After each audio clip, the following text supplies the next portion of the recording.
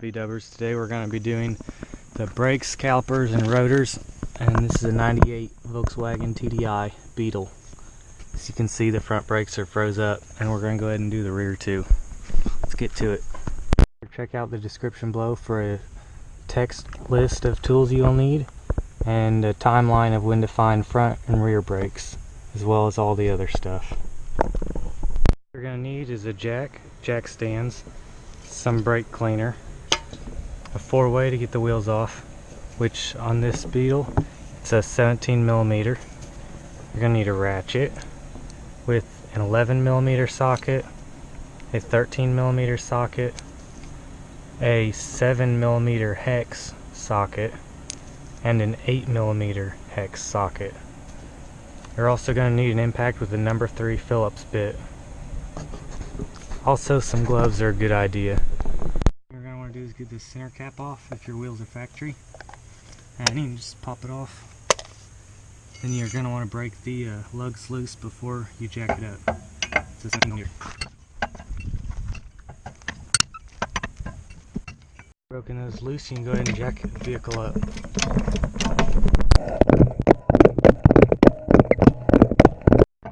Once you get jacked up, you can take all the lugs off.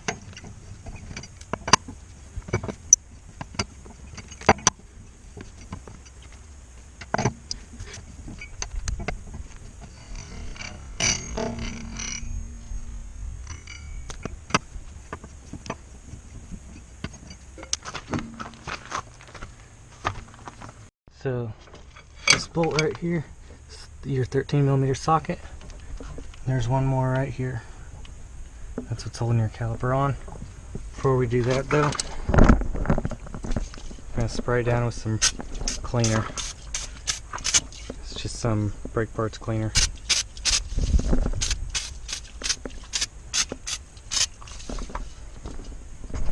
I'll let that dry off for a minute. We're also going to need a number 3 Phillips head to get the rotor off. They're a good idea.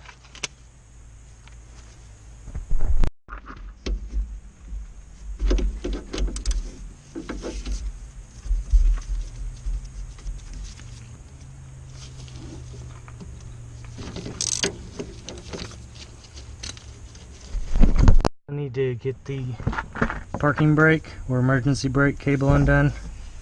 This was a little hard to do one-handed, but what I've done is stuck a screwdriver in here to pry this little L-arm down, giving me room on my e-brake cable to pop it up here. So hopefully we can get that on video.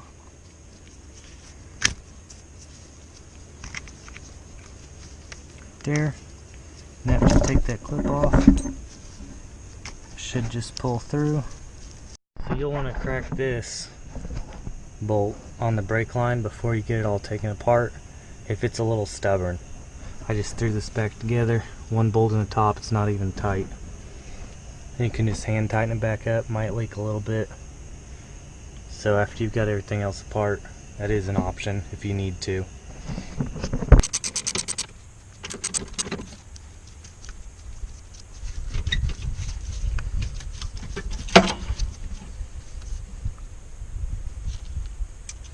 This is why we're replacing them.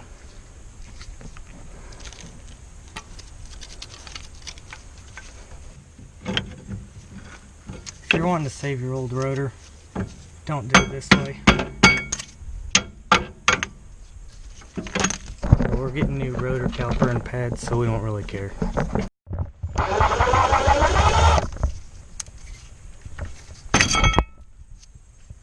That's pretty easy. Caliper, we're going to have to remove this bracket as well, which is 2 8mm hex head bolts. And yes, I went with red calipers because it was powder coated, more protection, and let's face it, I could use extra horsepower. Since our caliper has this part, we're going to be removing these 2 bolts right here, and that is an 8mm hex socket. Alright, so now we got our 13mm socket ready for this bolt. Get your new caliper ready. Make sure you pull the plug out of here if it has one. Get a bowl ready to catch the brake fluid. You don't want that running all over. You're going to install those two 8mm hex bolts. They're sticking out. And it's pretty much reversal of how you disassembled it. It's going to be way easier to do the rotor first. So make sure you know where the hole is for the number 3 Phillips screw. And just line up your rotor with that. This one doesn't have any fins, as you can see, so just line up your screw.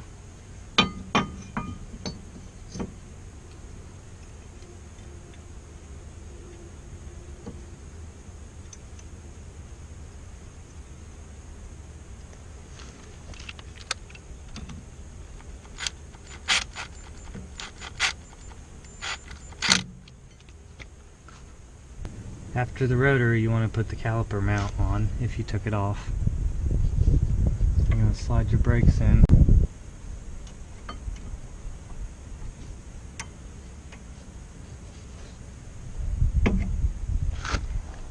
Top first. Slide them in there like before.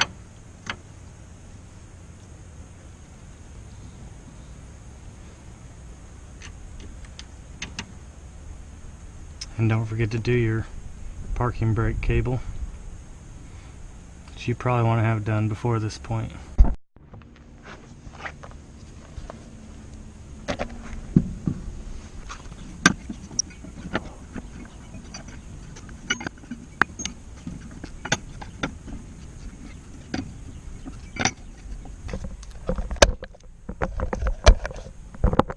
Jack it up, you want to break the lugs loose.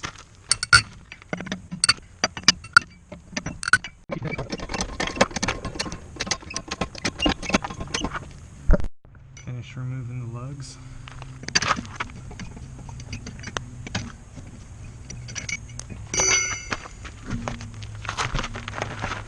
Get the wheel off. There should be a number 3 Phillips screw here, but it looks like it's missing. That's what holds the rotor on. So, yeah.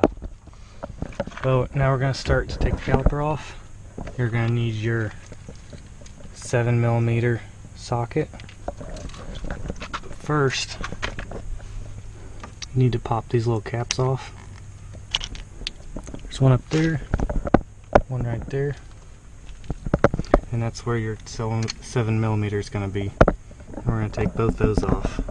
So this bottom one, somebody had put a 6mm back in there. Almost shafted us, but luckily I had this tool. Get it completely off, you probably want to break this loose. It's an 11mm socket going to the brake line. You remove the caliper. Make sure the top bolt's out and clearing the hole there. And the top is going to pivot out first.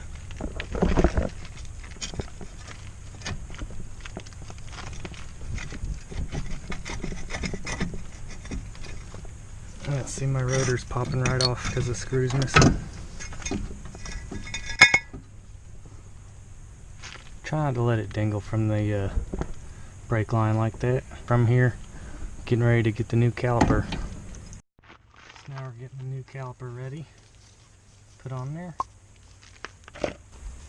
Now it is going to leak some brake fluid, so make sure you have something to catch it in. Get your 11mm socket.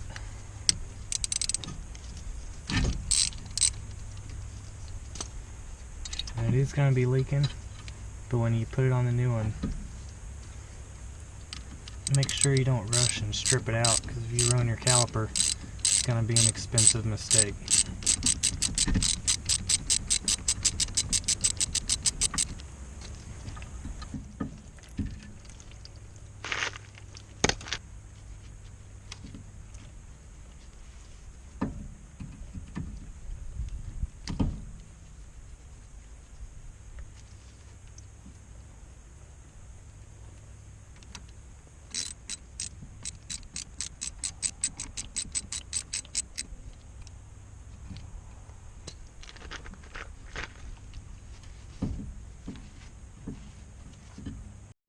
Fasten the top 7mm just to hold it there for a minute. gonna get your brake pads. They just snap in, one on each side. When you're putting the brakes in the caliper, there's two types of brake pads. One of them has these fins on it. That one goes inside the piston. And then the other one has these little fins. That one goes on the outside. So you can see the difference here. Make sure you get one of each. Caliper ready. Just gonna snap the brake pads in. One goes here in the piston. Then our other one.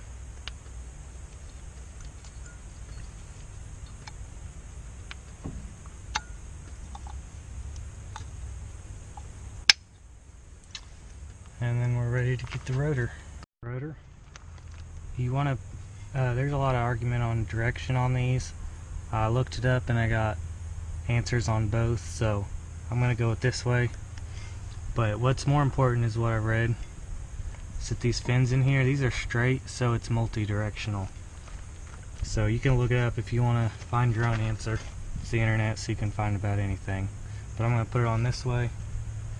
You can criticize me in the comments below. I'm going to slide this back on. So it just rests on the bottom there. And then tilts in. Just like taking it off. Close up on how the caliper needs to go. The brake pad will be on the back side of this. And the caliper will be on the front side.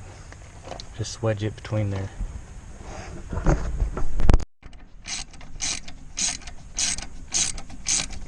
Back in. And now we're ready to put the rim on.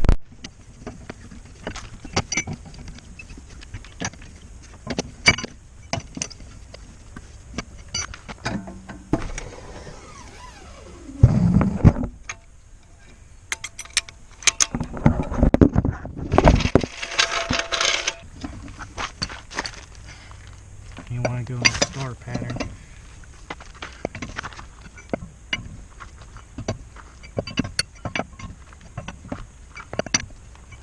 It's recommended you stop and retighten them after you've driven a few miles. And don't forget to retighten the lugs, bleed your brakes, and to check your lugs after a few miles. Also, you'll need to brake in the pads. Refer to the brake instructions for that.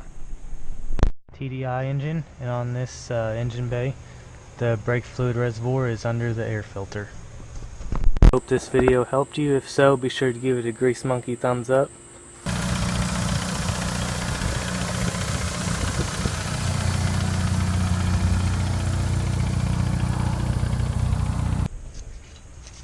Use your hammer. It's not a hammer, that's why it's not working good. I like a hammer.